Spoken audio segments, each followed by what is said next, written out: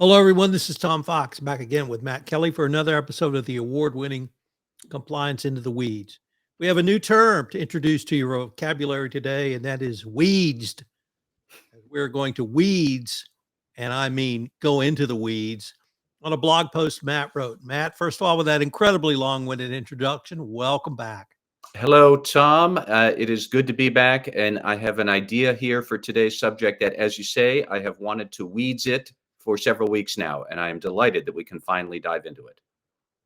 So, first of all, let's start with a gift that never quits giving. That's Deutsche Bank. But Yes. you mined it for policies and procedures. So, what did you see in the most recent Deutsche Bank enforcement action? And spoiler alert, it's involving greenwashing. But you drew multiple lessons in multiple areas of compliance, from ABAC to AML to literally ESG. Well, yeah, Tom. In fact, so we should step back and say that there are multiple issues here that got Deutsche Bank into trouble. And this happened, I think, toward the end of September when the SEC was trying to rush through all of its enforcement actions to close out before the end of its fiscal year. It imposed this sanction specifically on a mutual fund subsidiary of Deutsche Bank known as DWS Investment Management Americas. And I know a lot of listeners are probably thinking, oh my God, now they're talking about mutual funds. They've lost their minds. Trust me, listeners, we're going somewhere with this. Is that the SEC sanctions mutual fund subsidiary here. I'm just going to call them DWS. $25 million for failures around ESG disclosures, which we could shorthand to greenwashing, and failures around a poor anti-money laundering program. But the through line here, Tom, is that in both instances, really what was wrong was faulty policies and procedures. And that is what attracted me to this enforcement action, because all the time, compliance officers are talking about reasonably designed policies and procedures. That's the phrase. But we rarely see what that actually looks like in practice, or more accurately here, what a failure to design good policies and procedures might look like. And that is what this enforcement action is really telling us. So for everybody who thinks about policies and procedures, which should be all compliance officers everywhere, that is the utility of this case. And we can talk about it as applied to AML. We can talk about it as applied to greenwashing. But ultimately, this is about how do you actually get useful policies and procedures really crafted at an actual company with actual human beings. And we always kind of gloss over that point. That's why I like this case. Well, let me start with a point in your blog post. I'm going to label it consistency, but you labeled this section of your blog post inconsistencies in policies. What inconsistencies did you see, and what were the consequences? Well, that's probably, I'll pick up on it from the AML angle, and we can get to the ESG greenwashing in a couple of minutes. But what happened here is that as a mutual fund, DWS is obligated to implement a AML program. There's actually a rule known as the FinCEN AML Mutual Fund Program Rule, the most self-evident rule possibly in all of corporate compliance. And that rule says a mutual fund must have policies and procedures in place for an AML program. Now, you have a lot of discretion about how to fashion the program. There's really only two criteria. Number one, that the program must be in writing. Number two, it must be approved by the mutual fund's board of directors. And then actually, okay, so maybe three, a third point, it has to include a couple of specific minimum requirements. But you've got a lot of discretion about what that would actually look like at your company. So back to DWS. What did they actually do? Well, as outlined in the SEC settlement order, from at least 2017 into 2021, the board of directors for the DWS Mutual Fund, yes, they were doing an annual review of the AML program, and it was in writing, but that program was only designed for all Deutsche Bank US operations, and it didn't address specific requirements, compliance requirements for the mutual fund business, and there are. So that's really what had gone wrong here. There was another inconsistency that also jumped out at me about the transaction monitoring system that Deutsche Bank had in place here. So AML, a lot of what they have to do is you have to monitor transactions to see if they're suspicious. If they are, you file a suspicious activity report with various regulators. And so DWS did have this monitoring system in place, and it was supposed to be tuned from time to time. That is the word. That really means they're just going to update it for its efficiency. Except the policies and procedures were unclear on how often that transaction monitoring system had to be tuned. Some of the documents said it should be tuned annually. Other documents said it should be tuned every 1 to 3 years. To a certain extent, that didn't matter because in practice, DWS only tuned it once every 5 years or so. And when they did tune it after that 5th year, suddenly the number of transactions that needed human review and oversight, that tripled. So by being out of date and not following their policies, that introduced a compliance risk that was only made manifest once they did actually tune it. And suddenly, oh crap, we have a lot more suspicious activities that we should eyeball before filing a report. So all of this means that, what are we looking at here? We have policies, yes, but they're generic. They're not tailored to the actual business operation. We have procedures, yes, but they're not consistent about how you execute them. 1 year, every 3 years, maybe every 5 years, whatever. And when they do finally execute the procedure, that suddenly uncovers a significant change in compliance risk. So all of that really shows how internal or inconsistent policies and procedures can lead to a big mess that catches the ire of the SEC. So when the rest of us wonder, what do they actually mean by reasonably designed? This is a good sense of what an unreasonably poorly designed set of policies and procedures, what it looks like, how it functions, and how it dysfunctions. Matt, was it poorly designed at the outset, or was it poorly designed because of the evolution of the business, or perhaps compliance not keeping up with what the business was doing? Well, my judgment would be that if the SEC's complaint is that they took policies that were basically just generic for any financial services business and said, that's going to be our AML program, even though they were a mutual fund that had specific a mutual fund obligations that other types of financial firms don't, but they just did a cut and paste job of their policies.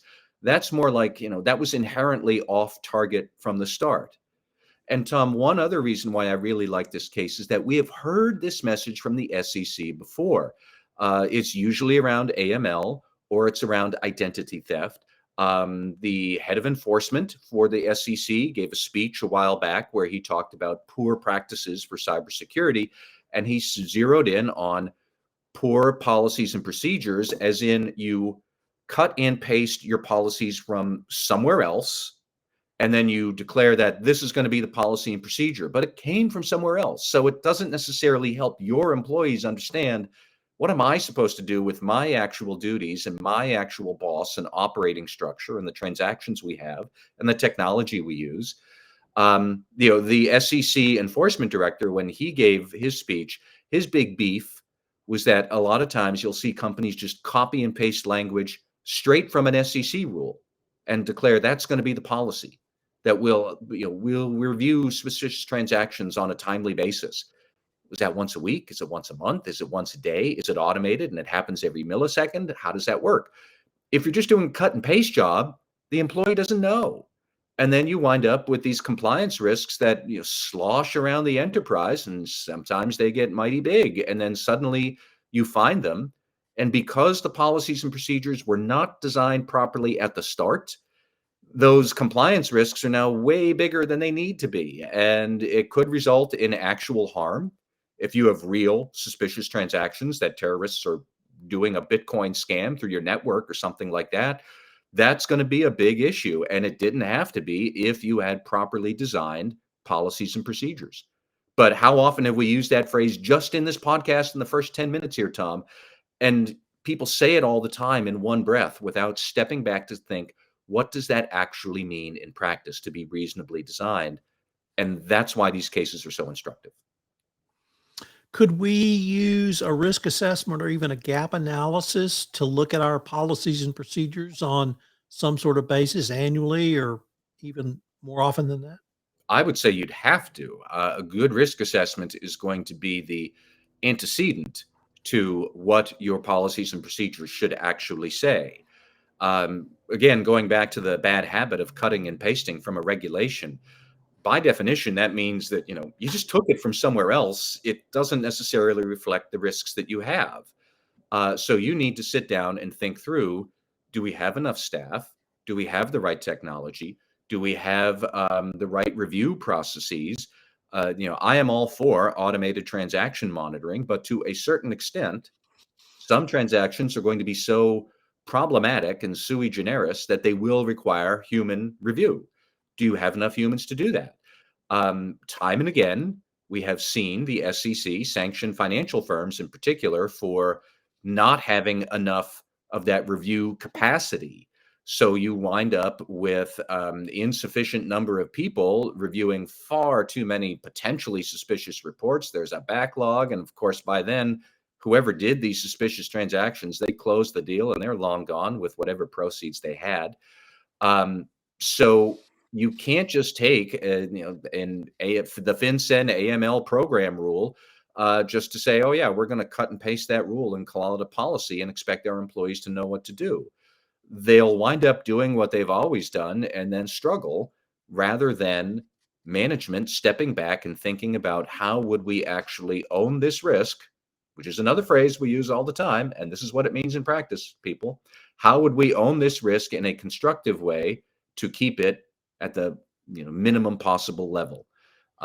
So yes, to answer your question, absolutely, you have to do the risk assessment first to figure out where your needs are, where the controls do or don't work sufficiently, and then you design policies and procedures to best address your strengths and weaknesses as much as possible, which a cut and paste job does not do. Matt, let me change the focus to ESG a little bit and ask, what was the set of policy failures you saw with the ESG component of the enforcement action? Well, I thought that was more interesting in a different way because that was more, I would say, a procedure failure as opposed to a policy failure. So this went on at roughly the same time period at DWS, late 20, where Deutsche Bank was all about the importance of ESG in at least some of the fund investments. And I'm all for ESG aware investments if that's what's important. So they would be talking about, senior executives talking about how they put ESG at the heart of every decision they make.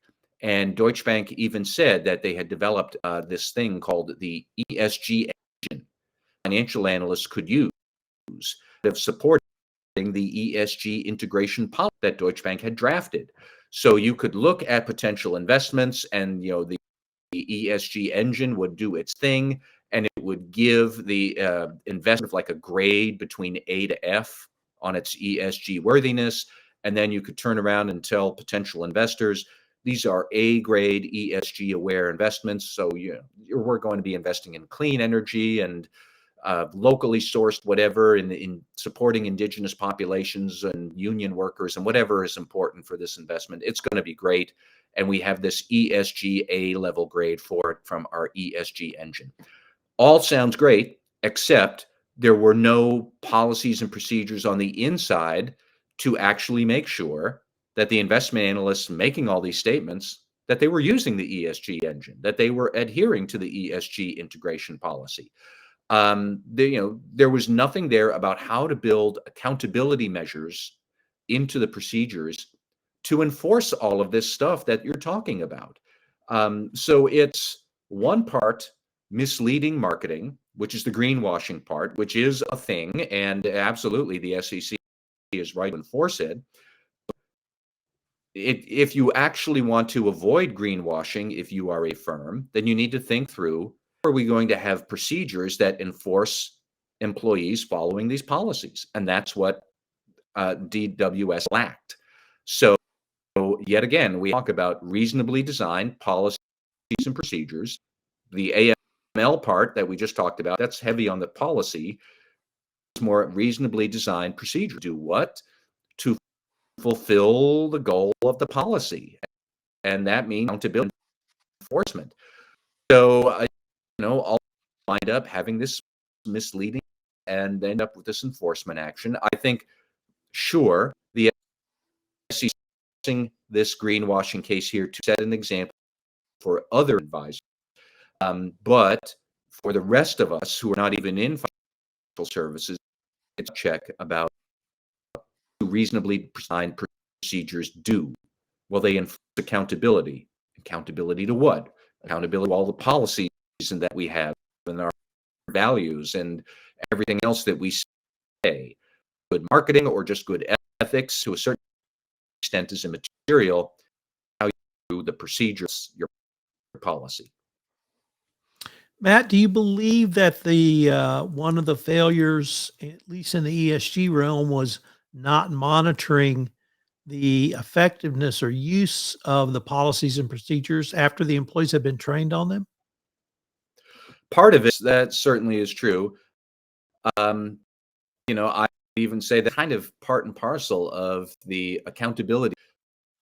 How do you stood? How do you double check that being implemented? What is the edit the region, would collect to make sure that all of these promises were made will fund customers upheld?